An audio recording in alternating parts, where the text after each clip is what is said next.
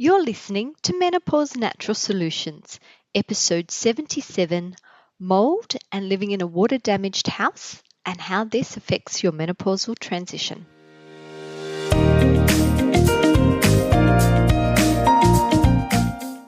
Welcome to Menopause Natural Solutions, your podcast for all things perimenopause, menopause and beyond. Stay tuned as your host, naturopath Jennifer Harrington, explains how to use natural therapies to find your ultimate health and happiness during your transition.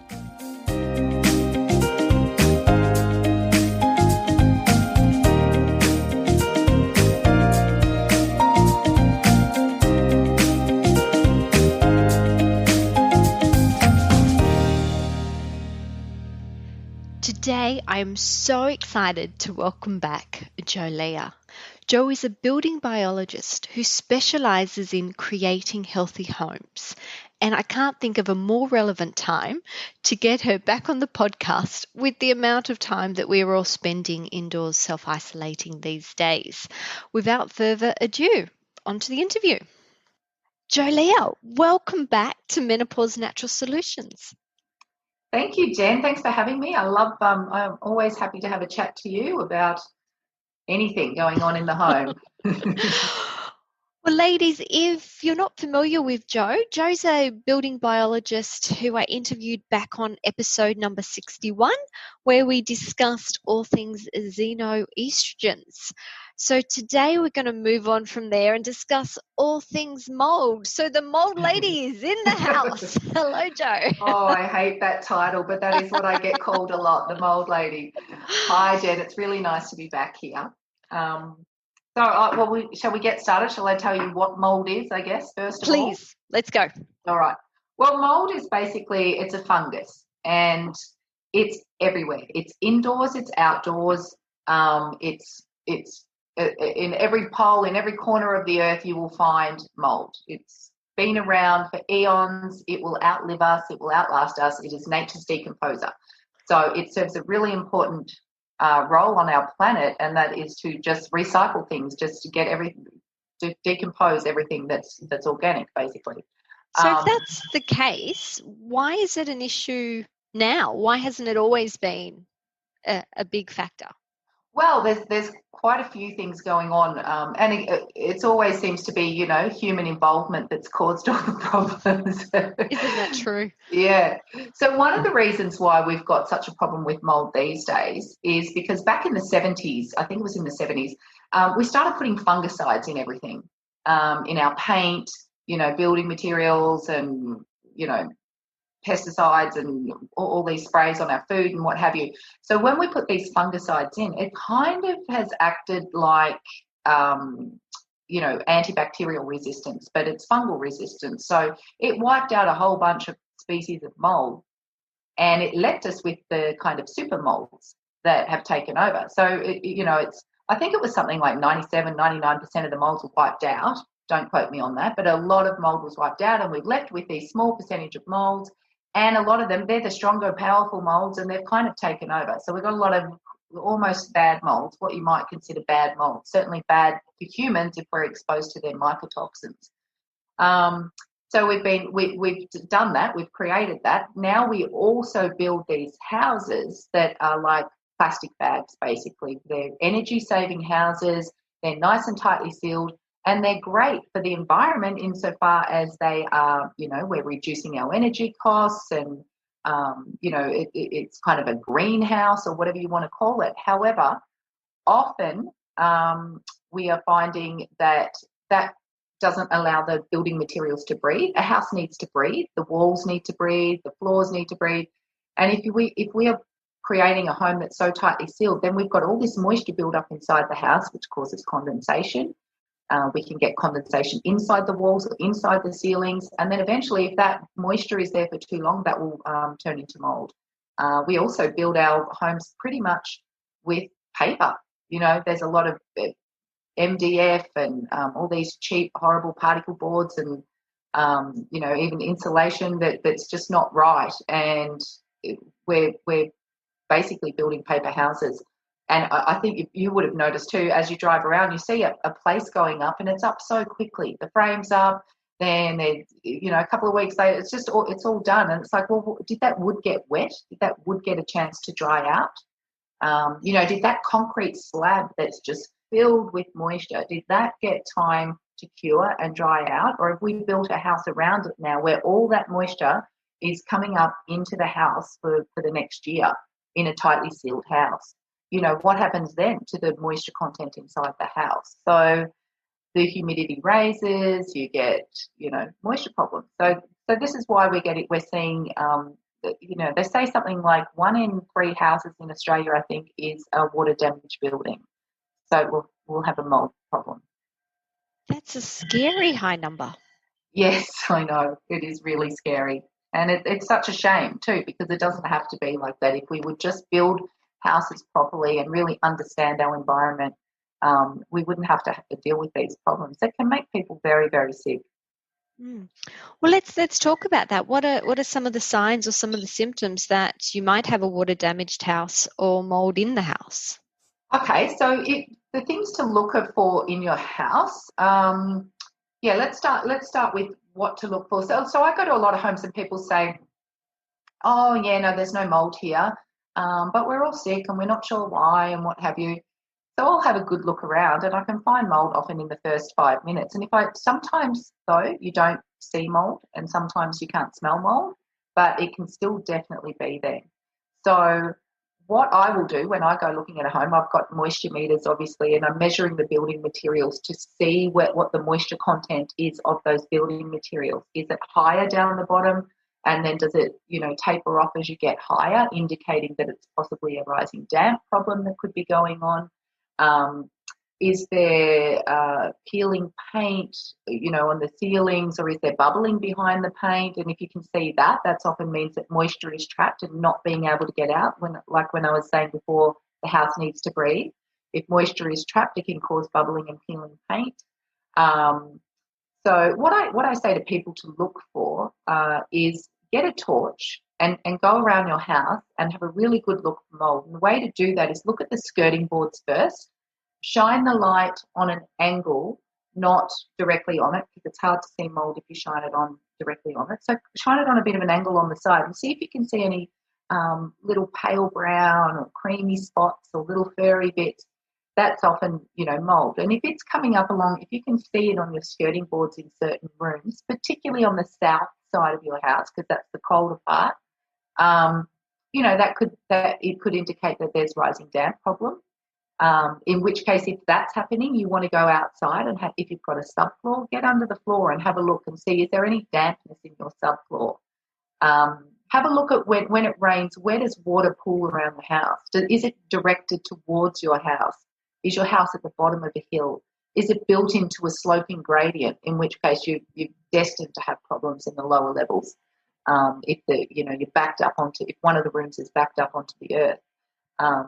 Have a look with your torch, have a look on the underside of furniture or in cupboards on the undersides of the shelf. Can you see any mold there? Because that's not dust. Dust is not going to fall on the underside. It's going to fall on a surface. So that's mold if you find it there. Look under your sinks. In all wet rooms, have a look under your sinks. Can you see particle board that's sort of swollen and deteriorating? Can you smell that musty smell? There could be a tiny leak in there that's been going on for years that you don't know about. I often find in the vanities of the bathroom or under the sink in the kitchen, a big mold issue. That's just been a small leak that's never been addressed. So have a look at these things, because these can lead to really big problems. Have a look at around your house at the drainage. Make sure the gutters are clear. Do you have a downpipe that's just not sort of going anywhere, that just stops and it just allows water to pool, at one area of the house up against the brick wall? Or do you have garden beds that are right up against the wall, especially on the south side of the house? This is going to cause potential dampness on the inside of the house. So there's lots of things to look out for. A really important one is extractor fans in wet rooms. Where do they go to? First of all, do you have one? And if you don't have one, you're going to have a big problem. That hot air, steam needs to be extracted to the outside of the house. But so often in Australia, in particular, for sure. I see it all the time. They are extracting, these extractor fans go into the roof cavity. So you're putting all this moisture up into the roof cavity with your insulation. And what is that moisture going to do? It's going to settle on the cold surfaces and, it reach dew point, and then you're going to have a problem with mold eventually. So have a look at all these things. There's so many things you can look at and work out for yourself where that moisture is coming from, and try and do something about that to reduce it. So what would be some of the physical signs and symptoms that it's certainly worth investigating and having a good look, or getting someone like you to come and double check all these things that you've just suggested? Yeah. Do you mean physical symptoms like in a person? For the person. Yeah. Okay. So first of all, there's about 24% of the population has a genotype where they are susceptible to mold illness. So there is a condition called CIRS, chronic inflammatory response syndrome. And about 24% of people, when they're living in a water damaged building, they will get very sick from it. Now, the first symptoms that people get are generally respiratory issues, hay fever, sneezing, itchy eyes, sometimes itchy at the top of the throat, bronchitis, coughing, kind of that cold-like symptoms that never really go away, or never really come on, like a cold that hasn't quite come on yet. Asthma, bronchitis. So they sort of start off with that, and they might have that a lot. And then eventually, if they're swallowing the sputum, if you've got mold in your sinuses and then you're swallowing it, it gets down into your gut. So then you're going to get gut dysbiosis and problems with your gut. But the people that get really sick, it turns into fatigue. So it's a lot of symptoms that look like chronic fatigue. A lot of these sort of conditions like CIRS and multiple chemical sensitivity, and Lyme, and all these types of things, fibromyalgia, they all have similar kind of symptoms. So you can get, vertigo, numbness and tingling skin, aches and pains in your joints and muscles, blurred vision. But a big one that I notice with people is it's the brain fog. So they get a lot of problems with short-term memory, a lot of cognitive issues, mood disorders, concentration, memory. A really big sign is somebody who's in the middle of a sentence and they forget what they were going to say or what they were talking about. The perimenopause, menopausal transition. Well, that's the thing. Like a lot of these things, you have to sort of rule out other factors as well. Like, for a long time, I used to live in a water damaged building, and I put it down to baby brain. I'm like, because my babies were little, and I'm like, I still got baby brain. Not enough sleep, too much on my mind. But then I started to think, no, that's not, to be mid-sentence and forget what I was saying. That's not baby brain. I feel like that's a little bit more. But you do have to consider what else is going on in your life and what other stresses have you got, and rule out a few of these other things. But if you've got these symptoms, or someone in your home has got these symptoms, and then like if you go away camping or you go on holidays and everything seems to get a bit better, and then you come back to the house and these symptoms return and you're fatigued and you can, hardly get through your day, then you have to start looking at, is it something in my environment? Is there a water issue in this house that I'm not aware of, and a mold issue, and that's when you would take it further and get somebody in like me to have a look at it and assess it. And then also get help for yourself. You need to go to a functional medicine doctor or a naturopath or somebody who's trained to deal with this and isn't just going to put it down to, psychological issues, or you're just a hypochondriac. So living in a water damaged house, there's more issues than just mold going on. What else happens? Yeah, absolutely. So that's a very good point. It's not just the mold and the mycotoxins that some molds produce. So what are mycotoxins? Because that's something that we haven't discussed. So some molds, some species of mold produce mycotoxins, and mycotoxins are what makes you sick. So you've got these spores, they go off. Mycotoxins are kind of like VOCs. So they're these compounds, they get out into the air, you breathe them in, you breathe in these spores, and that's when you get sick. And later we'll talk about, just remind me to talk about how why it's important to clean mold properly or remove mold properly, so that you're not spreading these spores around the house. But yeah, so it's when you're in a water damaged building, you're dealing with mold and mycotoxins, you're dealing with bacteria and endotoxins, which can be equally as problematic. And then you've got, obviously, a water damaged building is going to attract pests and cockroaches and dust mites and things like that. So you're going to have an increase in all these allergens around you in that home. So you could be reacting to some of these things or all of these things. It's kind of like this big toxic stew that your body's having to deal with, and it causes inflammation, and then it's like these cytokine storms and all these problems going on in your body trying to deal with these, or overreacting sometimes to these toxins that you're just exposed to in your home or in your car or wherever it may be, your workplace.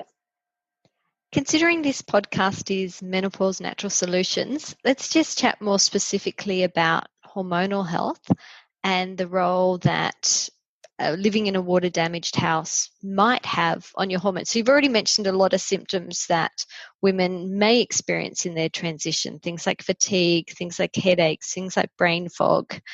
I do know that general hormonal imbalance, in particular estrogen imbalance, is also linked in with that. Do you know why? Yeah, so, okay, that's a really good point. Some of these mycotoxins that are produced by certain molds, they can be hormone disrupting as well. They're like VOCs, and some VOCs can be hormone disrupting. Now, there is a type of species of mold called Fusarium. It's a really bad one. It's a nasty one. And if we find that in a water damaged building, that has actually produces a ZEA mycotoxin, and that can really affect estrogen metabolism. So that can have a direct effect on, how your body deals with estrogen. Fusarium, that species, it can also be found in contaminated food as well. So it's not just something that you might get from a water damaged building. It could be from food. Because remember that, there is a lot of the mold that you might be getting in your body could be coming from food as well. Grains and, coffee and wine and those type of things are often quite high. All those things we love. In my book, From Invisible to Invincible, I do speak about the mycotoxins on mold. The mycotoxins on coffee, and not many coffees are tested. No, that's right. Do talk about a couple of different brands of coffee that have been tested and that we know are mycotoxin free, which is really important if you can drink coffee, because a lot of women in menopause can't. That the heat just triggers their hot flushes. Well, is it the heat or is it the mycotoxin on the coffee? Yeah, good point. It could definitely be that. Yeah, so there's lots of different, and I'm sure there's other species of mold that are producing mycotoxins that affect, estrogen or our hormones. But it's something that you really don't. I think that especially when we're going through transition, it's not an added thing that we need to be dealing with. You've really got to look after your environment to protect yourself from this, because we're going through enough, and it's the same as if you've got teenagers, they're going through enough as well, or toddlers in that growth phase. You don't want to be exposed to. Nobody wants to be exposed to this, but especially not at this time of our lives. So. So we think it's so vitally important that you assess your environment that we've included it in the Menopausal Makeover course, which next opens in February. And Jo's going to be joining us. She's going to be running the environmental health section of that program. So join the wait list if it's something that you're interested in, because your health, your environmental health, the program goes through more than just mold. We're going to go in detail on air quality and water quality and general chemicals in the house, and ways that you can set not only yourself up, but everyone else who lives in the same house. Yeah, I can't wait for that. That's going to be great. It's going to be really good fun. Well, let's get back to mold. If you do know that you have a water damaged house, there is mold, do you have to move, or what options do you have? Well, no, there's always options. There's only been a couple of cases, and it's usually if people have SIRS and they're extremely ill, and it's going to cost far too much to fix it, that then they may have to move. I've seen homes where they're built on a swampland or at the bottom of a hill, and the subfloor is just so damp, and it's got serious mycotoxins in there that are coming up through the floorboards, penetrating throughout the house. And the cost of fixing that, you'd need a hydrologist in, you'd need to, do special drainage measures, you've got to get fans and, vents and everything in that subfloor, and it might be cheaper and easier to move. So in some cases, people will take that option. But generally, especially if it's mold that you're producing in the house yourself, that's easily fixed. You need to just start having a look at how many showers are you having a day. When you walk out of that shower, is there moisture on the walls and the ceiling that you can see? If so, the ventilation's not good enough. Fix that up. When you're cooking, you are putting so much moisture into the air. Have your windows and doors open if necessary. Make sure the extractor fan's on the stove. Even people in bedrooms, sometimes there might be 3 kids or 3 people in a bedroom or something. That's going to create a lot of moisture as well, just from breathing, especially if you have the door shut and the window shut in winter. Heat the house evenly. That's something that people forget to do. If you're not heating the house evenly, you're leaving areas of cold that are going to be more prone to building up condensation and getting damp. So often I'll go to homes and they'll say, I just don't know these window frames, they're constantly getting damp and condensing. And that's because the aluminium window frame, the windows are going to be the coldest part of the building envelope. So you've got, you're heating up the house. You might have big, heavy drapes or something in front of the window, which is preventing that warm air from getting to the window. So that's actually making the situation worse. And then it's building up. Now, there's not much you can do about that if you don't have double glazed windows and what have you. But you just have to stay on top of that and clean those windows and wipe that moisture off before it turns into mould. Where else do you find mould? Plants, indoor plants. They can sometimes be, that damp soil can sometimes be a source of mould. So maybe don't have them in the bedroom if you're sensitive, especially. Just have them throughout the house. They are great at cleaning the air, but don't have them in the bedroom. Mattresses, couches, furniture, particularly if you've lived in a water-damaged building and you're moving home and you're bringing all that stuff with you, you might be just recontaminating the new house. So think very carefully about what you're bringing with you. Wash all your clothing. If there's visible mold on it, you may have to throw it out. If there's not, wash it in hot water, put it in the sun, make sure it's completely dry, bring it inside. Your couches, you may have to, leave behind, or mattresses. What about rugs? Like, that would be a massive source of contamination. Absolutely. Rugs, carpet in particular is it's just a storage tank for mold spores. So, it's really, if you can avoid carpet, avoid it. But, sometimes we have to have it, and sometimes people like it in their bedroom. Really look after it, clean it with a vacuum cleaner with a HEPA filter, and make sure that you're staying on top of how clean it is and the dust. The most important, you don't dry clothes inside. I see a lot of people, especially in winter, drying their clothes inside. Now, if you're going to do that, you have to have a dehumidifier, because all that moisture that's in those clothes is going into the air. So you're just increasing that indoor humidity like nobody's business. And we want the indoor humidity to be around 50%. So if you can keep it at 50%, that doesn't keep dust mites happy. They like it above 60%. That's not good for mold. You don't want it too low, below 40%. Kids with asthma, or if you've got asthma, you might start having a few more problems. So really try and keep it at 50%. That's what we want. So opening your windows, letting fresh air in, that's great. Unless it's a really humid day outside, then you might not want to open the windows. Then keep them shut and, just have fans going and circulate the air. Now, the other thing that I haven't mentioned yet is the HVAC system. That's a massive source of mold contamination. If you turn on your heaters or your ducted heating or something and you're blowing all these mold spores that have been settled in there, especially if it's been off for all summer and then suddenly you turn it on for winter and it's been off for 6 months, that smell, you've just got all these settled spores that you're just blasting around the house. So they have to be cleaned and maintained regularly. Vacuum the ducts. If you've got ducted, pull those little duct vents up and get your vacuum down there and vacuum properly. They can be a massive source of mold contamination in the home. Wow. I'm going to have to change a couple of things that I'm doing. I'm guilty for drying clothes inside. I'm going to have to stop that. So thank you for educating me. I learn so much every time I talk to you, Jo. Thank you. That's good. That's good. Yeah, and look, we all do that, and that's okay sometimes. Just be aware of what you're doing and just understand where that moisture is going. Just think of everything as moisture, and where is it going? It's got to go somewhere, and it's going into the air and it's settling on your walls. Doesn't always mean it's going to end up as mold, but yeah, wherever you see moisture, within 48 hours, mold will develop. If there's moisture on a organic surface or something, it only takes 48 hours to turn into a little mold colony, and we all know how resilient mold is. It will just keep growing and growing and growing until you get rid of it properly and stop that moisture source.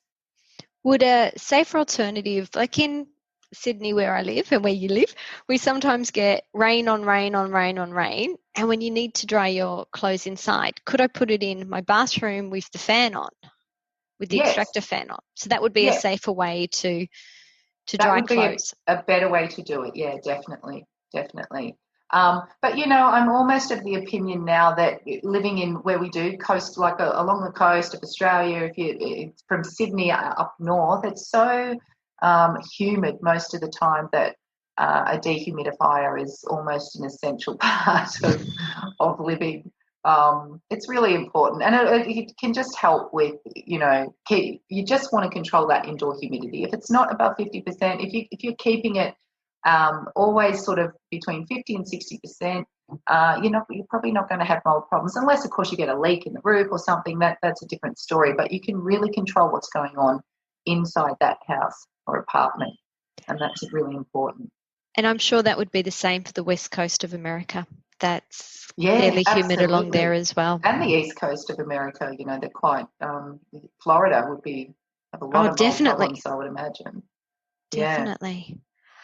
Okay, so from my side of things as a naturopath, if I have a lady coming in and exhibiting a lot of the symptoms that we've mentioned today, that maybe there's sinus or sore throat, headaches, brain fog, could be nosebleeds, could be digestive issues, estrogen metabolism issues, I can actually refer them for a mycotoxin profile. And this profile tests for 8 different forms of mycotoxins and 4 different types of molds. So then if we know specifically what mold or what mycotoxin it is, there's different things I can do to help the woman detoxify that from their body. But I would always recommend Jo. Yeah. Jo, my friend, if you live in Sydney, can come and visit your house. If you don't live in Sydney, she can do online Skype, Zoom consultations, and you can walk her through your house.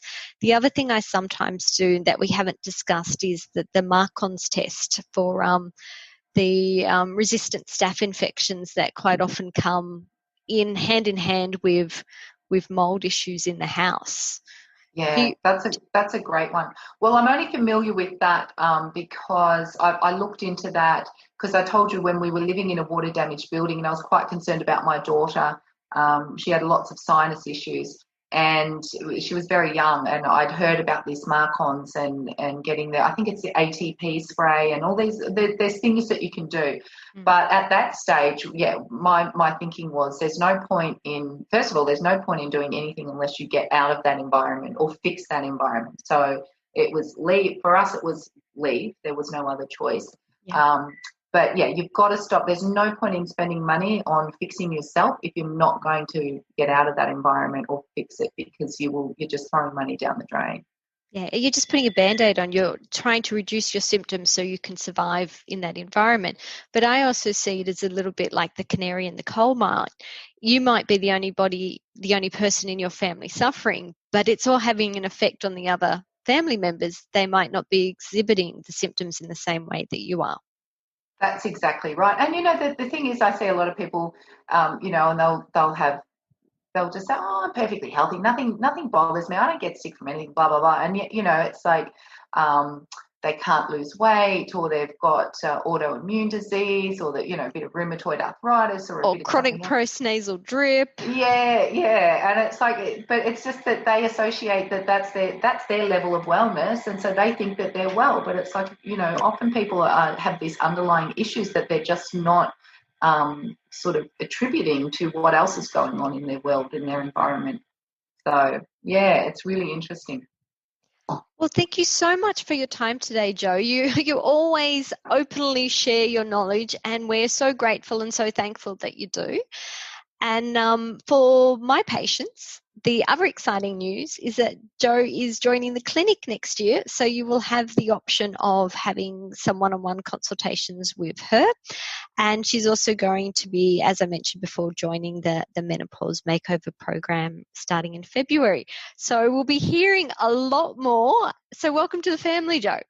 Yeah, thank you. I'm so excited about that, actually. It's going to be great fun. So really looking forward to that, Jen. Thank you. You're welcome. Well, I'm sure we'll have you on another podcast episode in that case. So bye for now. Okay, thank you. Bye, Jen. Bye, everyone.